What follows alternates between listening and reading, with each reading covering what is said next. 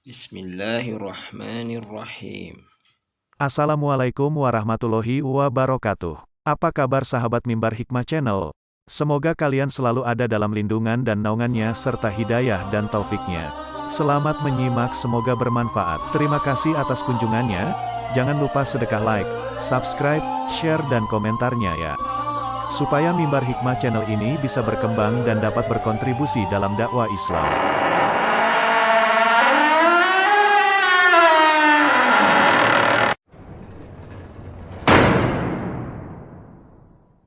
Memang persoalan kurban, saya jujur saja selama di Indonesia masih banyak salah pemahaman terhadap kurban. Dan saya pernah berkata, memang Islam kita di Indonesia Islam keturunan. Ya, jadi asal tahu saja. Ya, tapi dari segi belajaran, mohon maaf ya, kita terlalu jauh terhadap pemahaman. Yang saya maksud, kita melaksanakan sesuatu tapi kita sudah belajar, sudah tahu, bukan hanya asal saya dengar, saya lihat, saya bukan sebatas itu, tapi kita punya dasarnya. Dan ini kelemahan kita, di antaranya kurban. Saya pernah mendengar, bukan malah sering mendengar soal kurban dihitungkan beroran. Jadi keluarga suami istri sama 5 anak berarti jumlah 7, wajib sapi. Kalau kurang daripada itu, atau misal suami istri tidak mampu, boleh ini tahun kurban kambing atas nama suami, tahun depan atas nama istrinya. Ini hal keliru sebenarnya. Yang dihitungkan soal kurban beda sama akikah dan beda sama zakat fitrah. Zakat fitrah sama akikah terhitung beroran. Akikah laki-laki 2 kambing, perempuan 1. Kalau tidak mampu boleh. Kalau ada kembar, laki sama perempuan berarti 3 kambing. Tapi kalau tidak mampu boleh 1 kambing, tidak masalah. Dan tidak ada istilah sekarang saya kurban tapi nanti sisanya seolah-olah ada hutang sama Allah. Sesuai kemampuan kita. Di antaranya kurban. Kurban hitungannya berkeluarga, bukan berorang.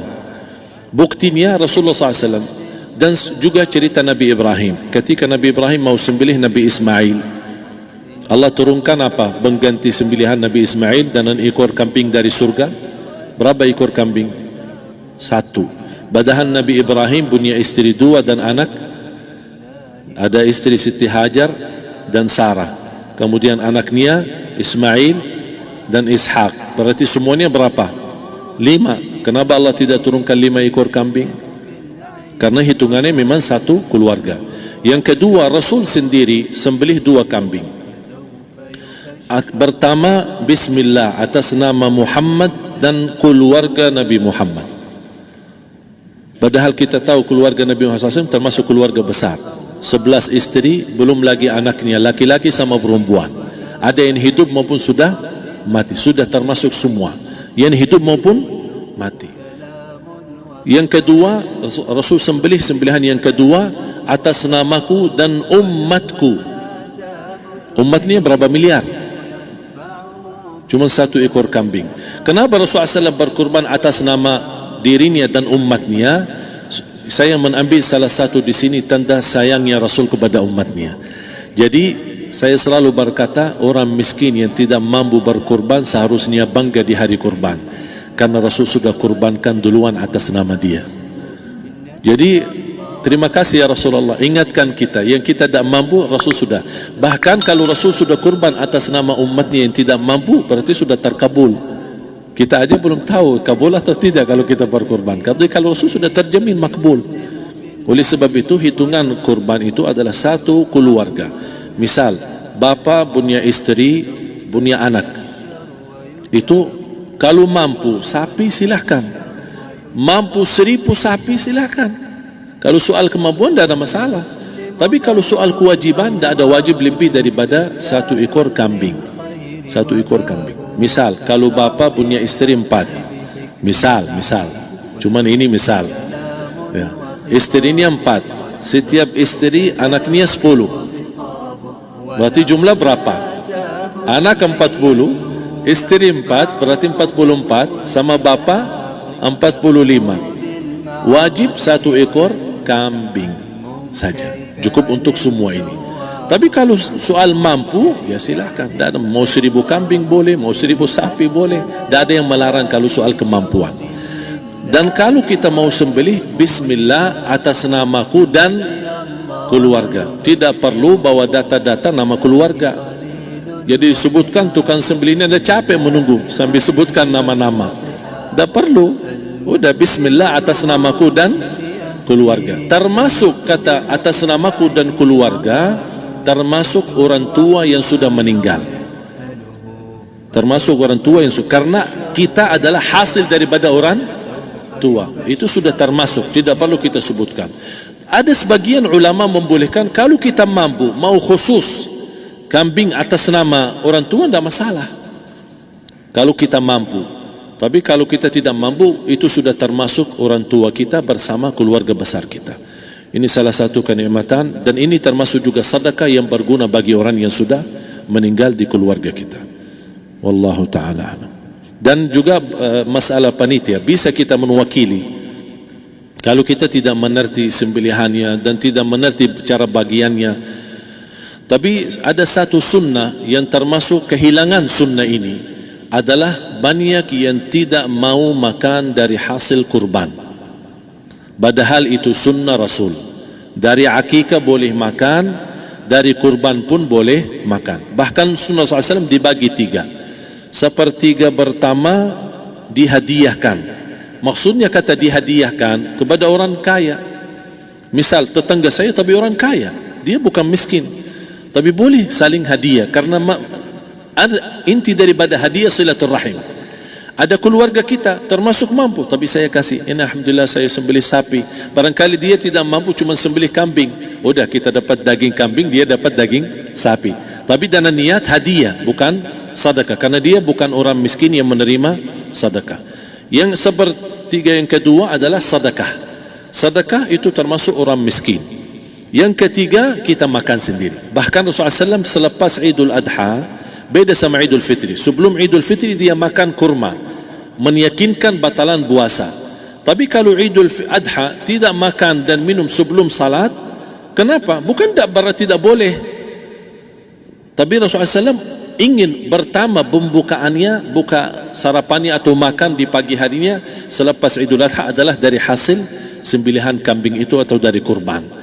Jadi kita sebagian sedikit. Tapi kalau kita merasa alhamdulillah rezeki saya banyak di rumah, alhamdulillah banyak ada makanan, mau sedekahin semuanya, semua mau sedekahin, tidak masalah. Tapi yang saya maksud, kenapa tidak kita sekali-kali hidupkan sunnah Rasul? Jadi sebagian, walaupun ada sebagian sedikit lah, buat istilahnya sama sedikit porsi nasi atau apa, karena kita berhak sebagai kita kurbankan lillahi ta'ala, kita berhak menikmati kurban ini yang lillahi ta'ala supaya kita mendapatkan keberkahannya, bukan hanya orang lain. Terus yang kedua ada masalah pembayaran. Kalau kita wakili panitia, boleh kita pesan sama panitia, tolong sedikit dari kurban saya minta buat saya makan. Itu tidak masalah, kita boleh minta. Dan boleh kita wakili, tapi kita tolong ingatkan, tidak boleh pembayaran hasil sembelihan itu dari kulitnya. Ini menjadi salah satu persoalan di Indonesia. Banyak tukang sembelih datang, ketika kita tawarkan untuk sembelih ini, berapa pak? Oh tidak apa-apa, kasih aja kulitnya sama kepalanya. Jangan anda setuju, jangan anda terima. Oh maaf saya tidak bisa. Bapak berapa ongkos sembelihannya? Kita harus sepakat dulu. Tidak, saya ikhlas, tidak apa-apa, seikhlasnya. Tapi yang penting kepalanya sama kulitnya. Itu aja yang saya minta, yang lain tidak apa-apa. Tidak boleh. Tidak boleh. Kenapa? Karena ini kurban. Kata kurban berarti lillahi ta'ala, bukan untuk jual beli. Kalau kita sudah bayar dari bagian kurban, berarti bukan lillahi ta'ala. Harus kita jaga amalan itu. Tapi bagaimana cara jalan keluarnya? Kita harus sepakat, ijab kabul. Sepakat dulu, Pak, saya udah begini, saya kasih untuk sembelihan 50.000. Bapak setuju? Ya udah setuju. Selesai kan? Sudah sembelih, sudah potong, sudah semua. Lepas ini semua kita kasih ongkos 50.000 ongkos sembelihannya. Habis itu, Pak, kulitnya sama kepala hadiah buat bapak. Itu dah apa-apa, dah masalah. Tapi bukan untuk bayar sembelihan. Faham maksud saya? Harus dibedakan supaya jangan sampai amalan kita kurban habis biaya, habis ini malah tidak diterima karena sudah kita bayar sebagian daripada kurban. Saya silahkan bayar apa yang kita sepakati, mau hadiahkan kepada dia karena kita tidak bisa guna. Buat apa yang kita mau gunain kulitnya, tidak bisa. Tapi mereka buat mereka lebih berguna, oleh karena itu kita bisa hadiahkan untuk mereka. Bahkan kita bisa juga kasih daging untuk mereka bisa menikmati sebagai sedekah. Wallahu ta'ala alam. المسلم بر أواب مفتاح للخير وباب يصدع بالحق بحكمته واللطف كلام وخطاب وله الآداب تميزه يرفعه بالخلق سحاب يأمر بالمعروف وينهى